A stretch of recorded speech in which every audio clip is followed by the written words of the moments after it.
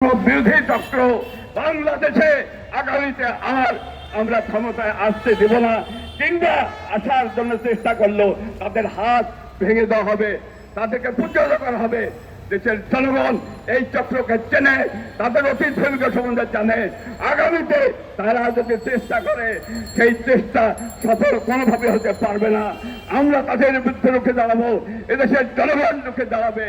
তাই এখন থেকে তাদের বিরুদ্ধে আমাদেরকে ঐক্যবদ্ধভাবে তাদের যে কোনো ধরনের ভূমিকার বিরোধিতা করতে হবে এবং আন্দোলনে নামতে হবে প্রয়োজনে।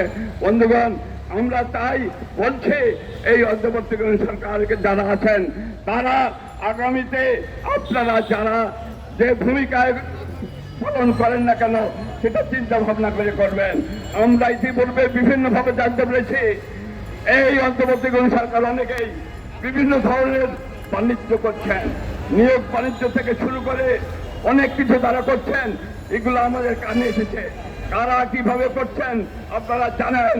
আর যারা আজকে আন্দোলনের মূল আছে যে এইসব বাণিজ্যের সঙ্গে তারা লিপ্ত, তারাও নিজেদের সম্বন্ধে নিজেরাই জানেন, আমরা সবাই জানি এবং আমরা জানি প্রয়োজনের আপনাদের বিরুদ্ধে আমরা ঐক্যবদ্ধ হয়ে কথা বলবো এবং আন্দোলনে নামবো।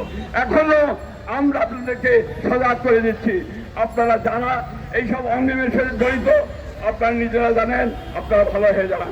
আর যদি ভালো না হন, আপনাদের বিরুদ্ধে আগামীতে একটা বৃহত্তর আসবে। আপনাদেরকে প্রতিষ্ঠা বানানো হয়েছে আপনাদের নিজেদের আখের গোছানোর জন্য নয়, এদেশের মানুষের কিছু কাজ করার জন্য, এদেশের গণমানুষের জন্য কিছু কাজ করার জন্য। কিন্তু আপনারা যদি সেই ছত্র ছায়ায় আপনারা নিজেদের আখের গোছানোর চেষ্টা করেন, অতীতে যেমন সেই স্বৈরাচারী সরকারের যে পতন হয়েছিল, যে অবস্থা হয়েছিল, আপনাদের একই পরিণতির জন্য আপনাদের অপেক্ষা করতে হবে। তাই আমি অনুরোধ করছি, আপনারা এখন থেকেই নিজেদেরকে পরিবর্তন নিয়ে আসেন, নিজেদের মধ্যে স্বচ্ছতা নিয়ে আসেন। আপনারা এমন কোনো কাজ করবেন না যাতে করে আপনাদের বিরুদ্ধে আমাদেরকে রাস্তায় নামতে হয়। আমি আমার বক্তব্য বাড়াবো না, আমি শারীরিকভাবে একটু অসুস্থ। আমি পরিশেষে আবারও আহ্বান করবো, এদেশের জনগণ আগামীতে নির্বাচন যে আসবে, সেই নির্বাচনে কোন বিশেষ মার্কা কিংবা দল দেখে ভোট দেবে না।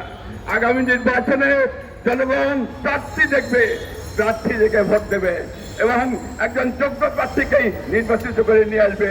এবং আগামীর যে যারা রাষ্ট্রে এমপি কিংবা অন্যান্য পদের নির্বাচন হবেন, তারা নিজেদের যোগ্যতা দিয়ে নির্বাচন হবেন, এই আশাবাদ ব্যক্ত রেখেই আমার বক্তব্য আমি শেষ করছি।